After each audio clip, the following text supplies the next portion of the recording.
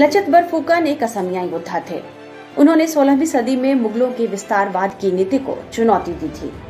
मुगलों को धूल चटाने की वजह से लचित असम के समाज में हीरो की तरह पूजे जाते हैं और उन्हें पूर्वोत्तर का शिवाजी कहा जाता है। 1930 से ही उनकी जयंती पर हर साल पूरे असम में लचित दिवस मनाया जाता है। लचित के नाम पर नेशनल डिफेंस एकेडमी में बेस्ट कैडेट गोल्ड मेडल भी दिया जाता है, जिसे लचित मेडल कहा जाता है।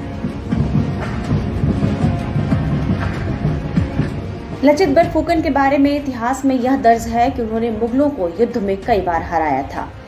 वे अहोम साम्राज्य के सेनापति थे। 13वीं सदी में असम में अहोम वंश का वर्चस्व स्थापित हुआ था और 19वीं सदी की शुरुआत तक लगभग 600 सालों तक असम के बड़े हिस्से पर उन्होंने शासन किया। इसी साम्राज्य के नाम पर असम का नाम भी पड़ा है। इस समृद्ध राज ने 1615-1682 तक मुगलों के साथ लगातार संघर्ष किया था। मुगल ललचाई नजरों से असम को देखा करते थे और अपने साम्राज्य का विस्तार करने के मकसद से औरंगजेब असम पर कब्जा करना चाहता था।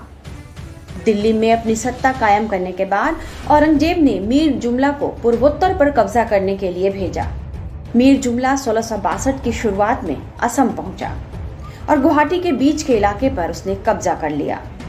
लचित ने मुगलों के कब्जे से गुवाहाटी को छुड़ाकर उस पर फिर से अपना कब्जा कर लिया था और मुगलों को गुवाहाटी के बाहर धकेल दिया था।